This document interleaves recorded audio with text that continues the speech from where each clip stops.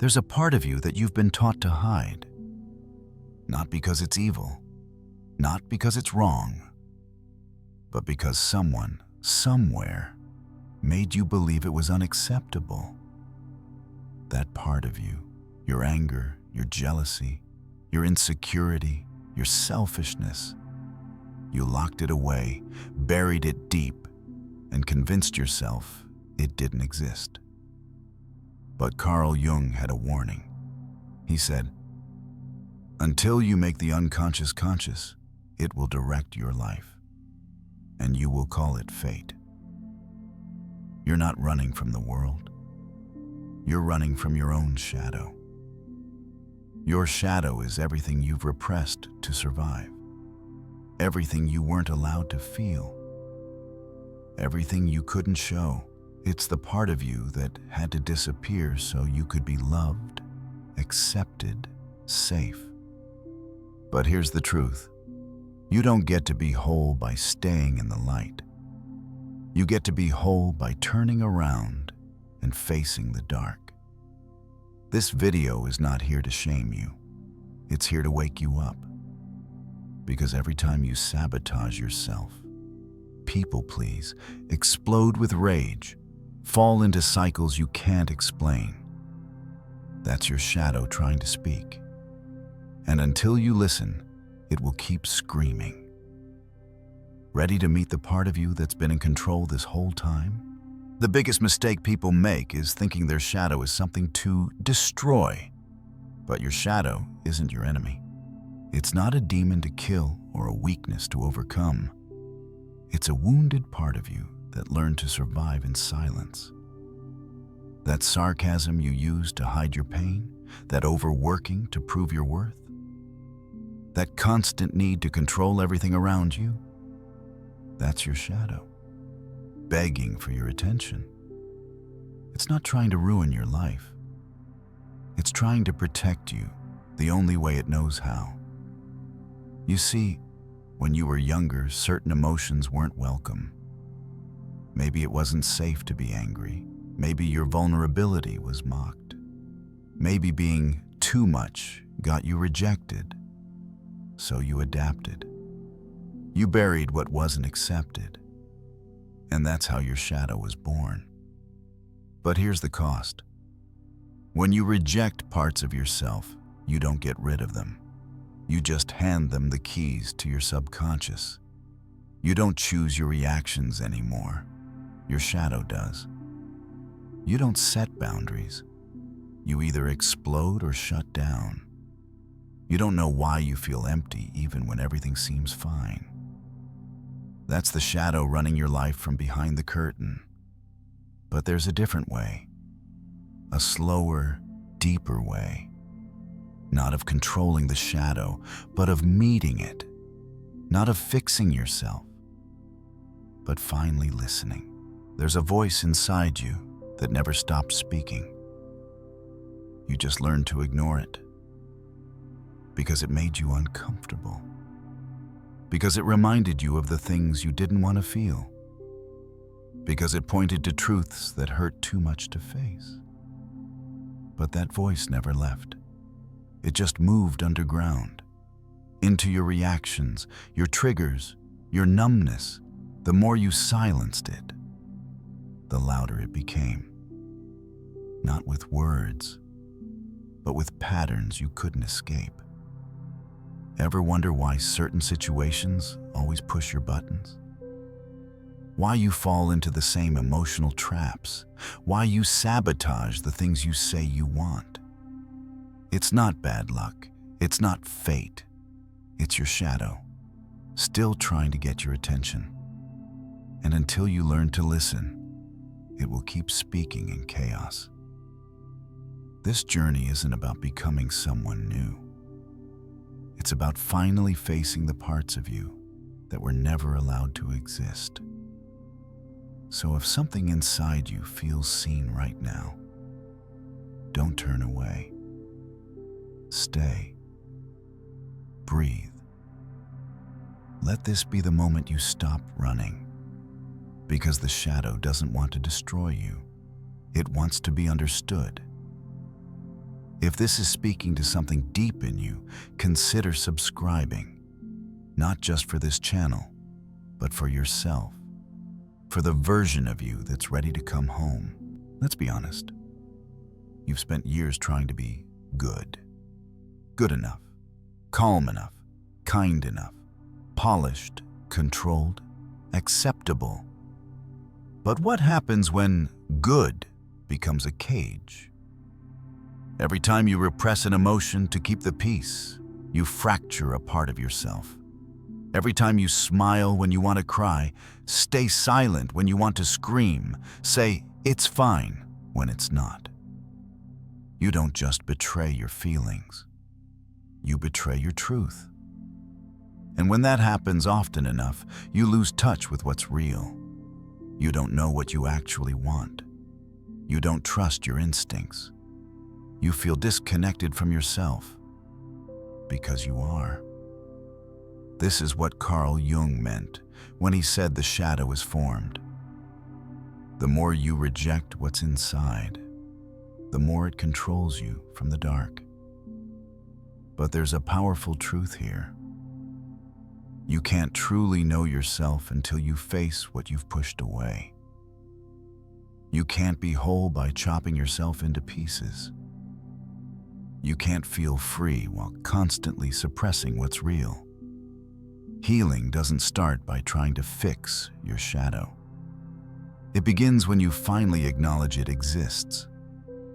And maybe for the first time, you let it speak without fear. You've done everything right. You've been strong, polite, productive. You've smiled through pain, avoided conflict, and kept everything looking fine on the outside. But if you're honest, you're exhausted. Because keeping the mask on is heavy. Pretending to be okay costs energy, and avoiding your shadow takes more from you than it gives. You weren't born wearing a mask. You learned it.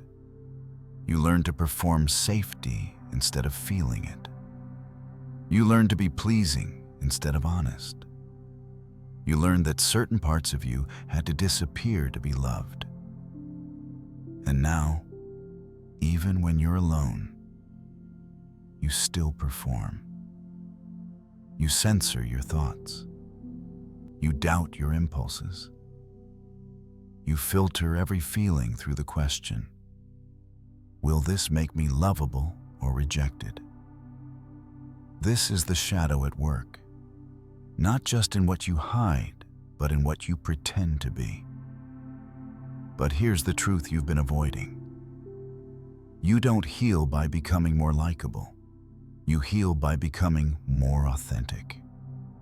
By taking off the mask. By reclaiming the parts of you that were never wrong to begin with. By realizing that your anger, sadness, fear, messiness, they all belong. You're not broken. You're just split, and your shadow is the part waiting to be invited back in. Your shadow is patient. It doesn't scream for attention right away. It waits. Quietly. For the moment you slow down, when the noise fades. When you're finally alone, that's when it surfaces. In the middle of the night. In the stillness after a breakup. In the silence when the distractions run out. And suddenly, everything you've buried returns. The guilt, the shame, the old wounds you told yourself you were over. But you're not broken for feeling this. You're just meeting your shadow. And here's the thing, it doesn't care how long it's been ignored. It doesn't hold grudges. It only wants to be seen. The part of you that lashes out when you're scared, it's not trying to hurt others. It's trying to protect the child who was never defended. The part that freezes in intimacy. It's not sabotaging love. It's afraid of being abandoned again. The shadow doesn't need punishment. It needs compassion. Integration isn't about fighting yourself. It's about recognizing that every emotion, even the uncomfortable ones, has a story. And when you listen with empathy instead of judgment, you stop being ruled by what's unconscious. You become the observer, the guide, the one who no longer runs from the dark. There's a danger in only chasing light, in always trying to be positive, kind, spiritual, or enlightened.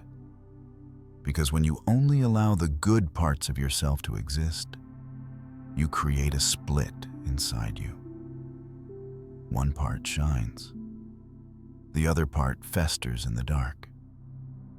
Carl Jung called this spiritual bypassing, when we use light to avoid the shadow, when we say, "I forgive," to avoid rage, when we say, "I'm grateful," to avoid grief, when we smile so wide we can't feel what hurts. But here's the uncomfortable truth.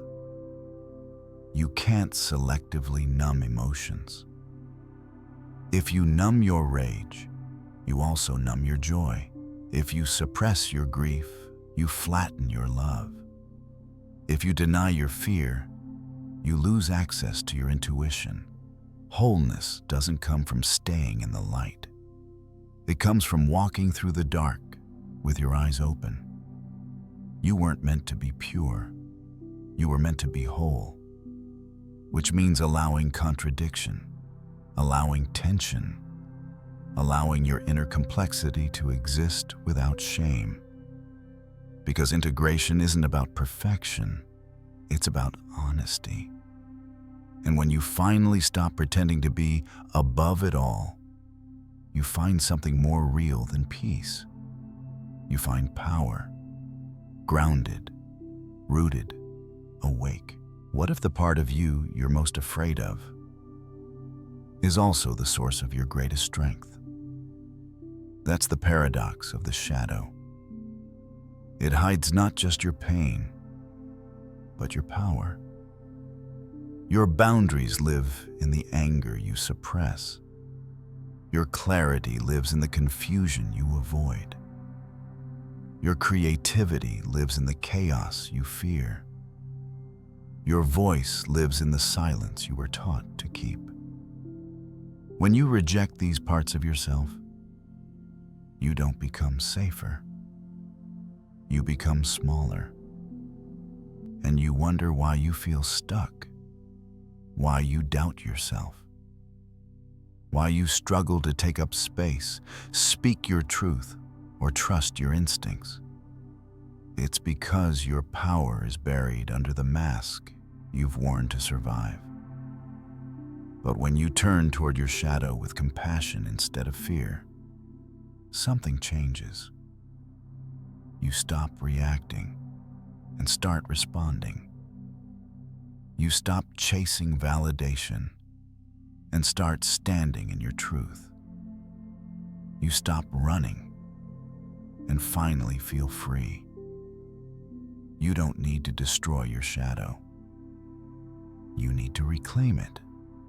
Because inside the part of you you've labeled too much is the courage you've been searching for. You just have to stop being afraid of yourself. Integration isn't a one-time event. It's a process. A slow, messy, courageous journey. But you can start right now. First, begin to notice when you judge yourself harshly. When you say, "I shouldn't feel this way," or "I'm too much." These are clues pointing to your shadow.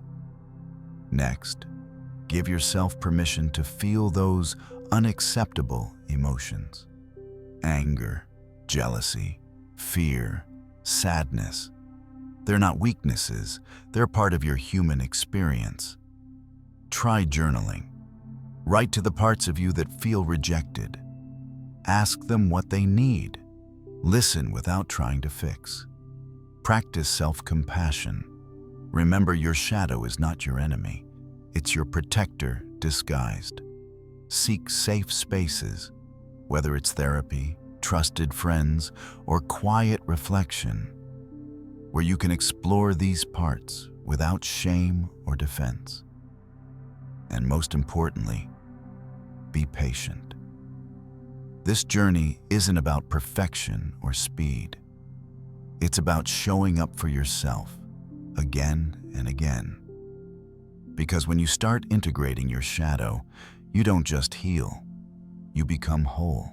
You've carried your shadow for years, sometimes knowingly, often unconsciously. But here's the truth.